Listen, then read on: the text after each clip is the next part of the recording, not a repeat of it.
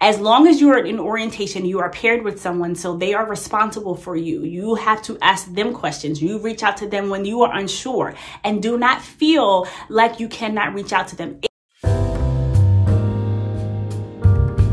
Hey you guys, my name is Leah. Welcome back to my channel. This channel is all about providing the inside scoop on what it's like to be a PRN med-surg nurse and to help you transition from a new nurse into an experienced nurse such as myself.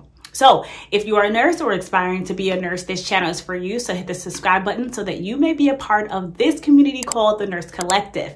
And on this week, I want to talk about new nurse orientation, the ins, the outs, the challenges, what you can do to have the most successful experience as a new nurse during orientation. So let's get into the video. So what is orientation? Orientation is basically a learning period for you as a new grad nurse on your unit. It is specifically designed to help you transition from a new nurse into a nurse who is able to adequately take care of patients on your own by yourself. It's basically like clinicals, but you are actually a nurse, right? And so they're still giving you the needed help in order to successfully transition to taking care of patients. So you can relax. You've taken the NCLEX, you have acquired the job, and you think they're going to throw you out there to take care of patients by yourself. They're not. They want to take the time to invest in you and to make sure that you are actually getting acclimated to your role effectively and efficiently so that you can eliminate making as many mistakes as possible.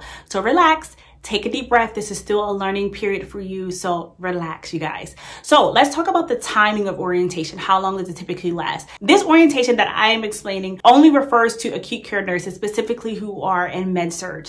So typically, orientation probably will last no more than 3 months if you are in med-surg. In other specialties like ER, you can probably be in training for like 6 months. It's a long time, but typically about 12 weeks. And if you need more time, you can simply just ask your manager and don't feel bad about that. But typically about 12 weeks.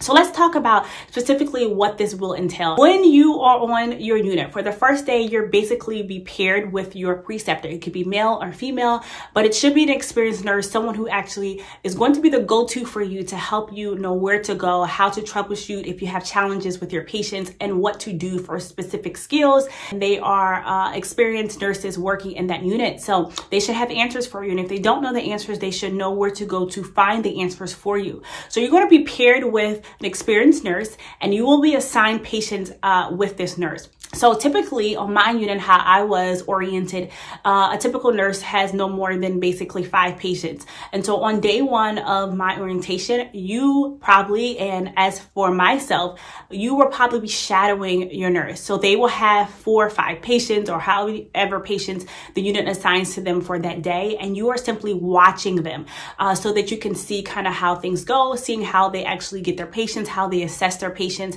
how do they handle situations. So you can just basically get a visualize upfront, hands-on look as to how they go about their day. And I think that is very crucial. So during that time, don't think that it's just a time to sit there and do nothing. Have your handbook out.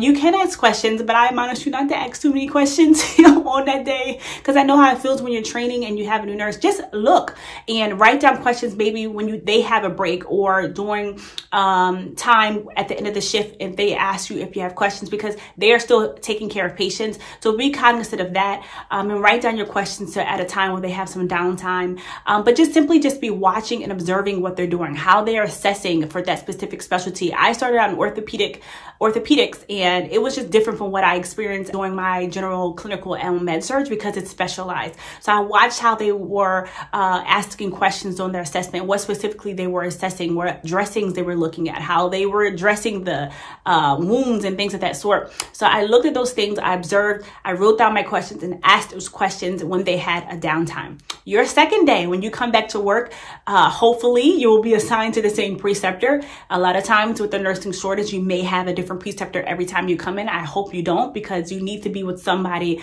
for the entire time so that you can get acclimated to them and learn from them, so you won't be all over the place. So I hope you have that experience where you're just with one preceptor. But on your second day, you will come in. that nurse will get assigned a series of patients, and prayerfully and hopefully they will only give you one of those assigned patients. And then during that time, your job is to go through and do the 12-hour shift routine as you would need to do for that unit. If you are confused on what you need to do, you guys, go to my Stan Store and download my 12-hour shift routine, which will give you the core things that you will need to do in order to take care of a patient. So again, I will link that here, but I will also link it in my description box to help you get through your day on how you should set up your shift. But also you can ask questions. So once you get a patient and you have to go in, you have to assess, you have to give meds, you have to round, you have to maybe do some dressing change and things of that sort. Do not feel just because you're taking care of that patient by yourself that you are on your own.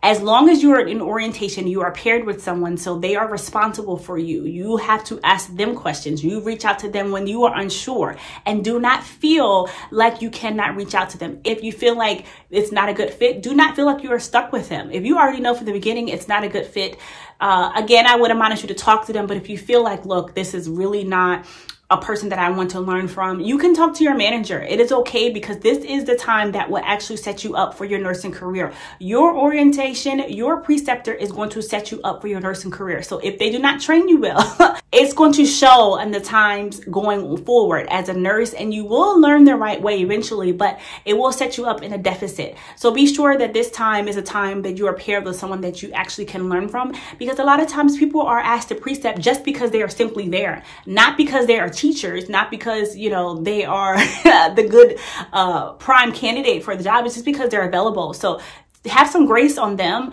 but also if you feel, look, it's not working, it's okay. So during that time you have that one patient, if you have questions, ask them how they set up their day. Ask them, what do they do first? What do they do second? How do they prioritize? How do they organize? It's okay to ask those questions. So throughout the remainder of the day, you will have that one patient that you focus on. And while you're focusing on that one patient, note that this is not the ideal time that you will have as a nurse. You will have more than one patient. Your goal is to get up to whatever their maximum amount of patients may be. It may be 5, and maybe, hope not 6 for you. So just know that while you're taking care of one patient, relax, chill, and learn how to set up your workstation. Learn how to set up your actual Epic or whatever computing charting system you have. Have them sit down and show you that. What you should put on your workstation as far as what you should see when you open up Epic or whatever computing charting system, how you should align that, because those things are important. Do that while you have time now.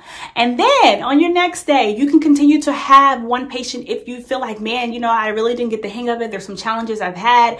I wasn't able to, you know, prioritize and delegate as I should. And so I need some more time having one patient. That's okay. Take your time. You're not in a rush. They will ask you, they'll say, hey, at the end of your shift with having one patient, how do you feel? Do you want to progress to have 2 the next time? And you have the right to say no. This is at your speed, and they will probably try to push you, but don't let them push you if you feel like you're not ready. So until you get up to a maximum amount each day, you will go and have that many patients. And ultimately, your goal is to get up to the maximum amount of patients. But during that time, know that that person you are paired with, your preceptor, is your go-to person. They are your covering, as I say. If something's wrong, more than likely, people should not be addressing you directly. They should address that preceptor. They should be basically your advocate, someone to help you during that time. The main things that I want you to walk away with during this orientation period are 3 things. First and foremost, to be attentive, to watch, to ask questions, to be inquisitive during this entire time. 2 is to be open to criticism, open to correction, open to, if you do things wrong, that they will basically sit down with you and tell you what you need to do in order to do it right. Because again, this will set you up for your entire nursing career. So be open to criticism, you guys. And 3rd, know that this is a learning environment, that you should ask as many questions as possible. Do not go your entire shift without asking one question. I'm serious. I want you to ask at least 10 questions during your nursing shift. Yes, that's what I said. 10 questions. You are there for 12 hours, so at least probably every hour you should have a question. I'm serious. If you fail to ask questions, that means you're making mistakes. And even if you don't have a question, just simply engage in conversation and ask them. Say, hey, I noticed you did this. What can I do? If there are skills you need to unsure about, ask them. Say, hey, I have this. And they should be going in with you every time you have a skill, so they can watch you to do those skills to make sure you are doing it right. You guys, this is the most important part of your nursing career. So do not go in there stressed out. Take a breath. Know that you are already a nurse, and this time is just basically perfecting you. There's something I heard and realized and learned when I was in nursing school, that the nurses of old, like Florence Nightingale and those that came after them, you know how they learned nursing? They learned nursing, it was a hands-on.